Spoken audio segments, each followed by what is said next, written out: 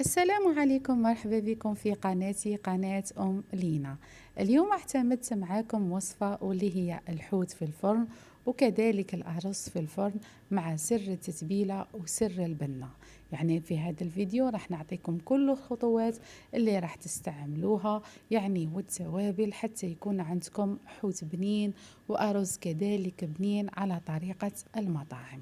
بالنسبة للسمك أنا اللي استعملته هذا النوع اللي كان عندي، والتتبيلة اعتمدت فيها الطماطم المصبرة، كان عندي الليمون اللي محتفظة به في الثلاجة، يعني كما وريتكم في الفيديوهات الأخرين طريقة الاحتفاظ بالقشور، يعني كان عندي القشور مع الليمون كذلك محتفظة به في الثلاجة.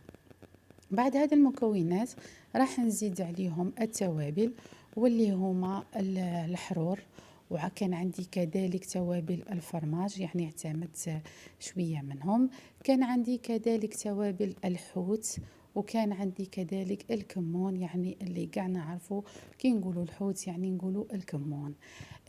بعدها استعملت كذلك المعدنوس،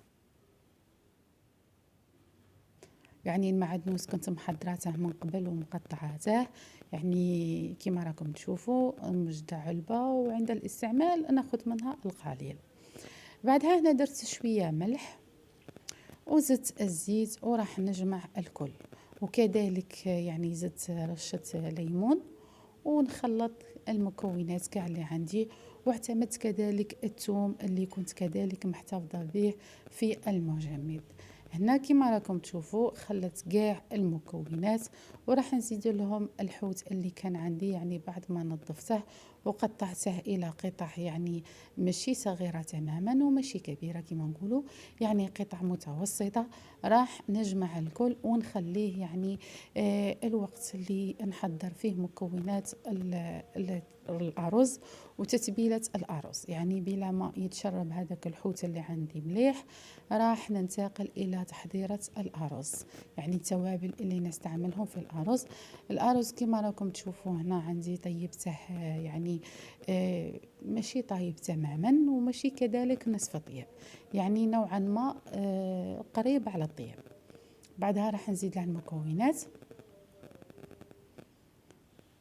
هنا كان عندي ارتاح الحوت اللي يعني خليته حوالي نصف ساعة أو أكثر، يعني ارتاح. راح نديره في بلا اللي كنت فرشته بالبابي كويسون، يعني راح نحاول نفرش كامل هذاك السمك على البلا اللي عندي، وبعدها راح نغطيه بالالومنيوم ونخليه يطيب في الفرن، يعني نخليه يطيب من الجهه التحتانيه، وبعدها راح نقلع هذاك الالومنيوم ونخليه يطيب من الفوق، يعني حتى يكون هذاك عندي هذاك الحوت مجمر يعني وتكون فيه البنه شابه.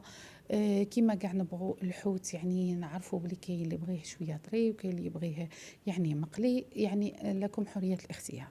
هنا كما راكم تشوفوا هذه التتبيله اللي راح نعتمدها في الأرز، كان عندي الجزر مقطع صغير، زدت لها يعني هذاك الزبدة اللي دائما نستعملها، خليتها لكم في الفيديوهات اللي نكون محضرتها بالمعدنوس والثوم، يعني دائما نوجدها قبل شهر رمضان الكريم باش يعني تكون سهلة ليا في التحضير.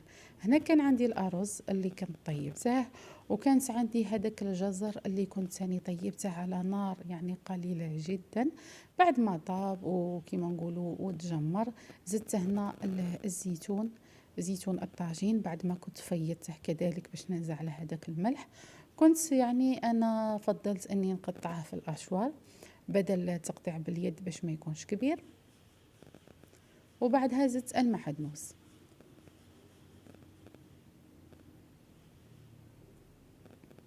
كما راكم تشوفوا، كذلك التوابل راح يعني نستعمل توابل الفرماج والشوية حرور شوية كمون توابل كذلك الحوت، وكان عندي واحد مربع الدجاج.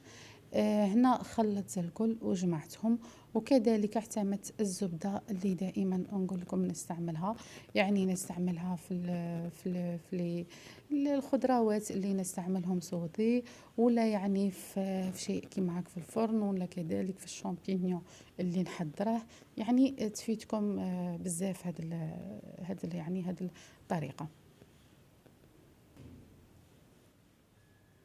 هنا حاولت نجمع الكل كما راكم تشوفوا. هنا نخلط كاع المكونات اللي عندي وكذلك الثوم، وبعدها راح نديروه يعني في صحن، يعني في بلا كما احنا نقولوا، ونغطيه كذلك بالالومنيوم وندخله للفور. كذلك نعتمد شويه رشات من الماء باش يعني هذاك الارز ما ينشفش ويكون عندي يابس. هنا زدت له شويه رشه الماء مع كذلك هذيك الزبده اللي درناها له، هي اللي راح تخليه يعني طيب، يعني طياب شباب وما يجينيش معجن، وكذلك ما يكونش يعني ناشف بزاف. كما راكم تشوفوا هكا نحاول نسوي هذاك السطح مليح، وبعدها راح نغطيه بالبابي الومنيوم وندخله للفرن كذلك يطيب من تحت فقط. يعني ما نسحقش هنا ان الروز نحمره، ولا كما تعرفوا كاع الروز يعني يقساح بزاف كي تحمريه. هذه هي الوصفه اللي اعتمدتها معكم. يعني في هذا الاثناء راهي يطيب عندي الحوت، وبعدها راح ندخل الارز ونطيبه. كما راكم تشوفوا هنا الحوت طاب عندي وراه طايب يعني ولا اروع، والارز كذلك هنا كان طاب. هنا لك يعني حرية الاختيار في التقديم، يعني تقدري تحطي هذاك الحوت فوق البلا اللي عندك تاع الارز يعني، ولا كذلك تنجمي تعتمدي الحوت يعني بجنب، والارز تعملي له ديكور يعني في صحن. وبصحتكم، ولا تنسوا الضغط على اشتراك ولايك حتى يصلكم كل ما هو جديد.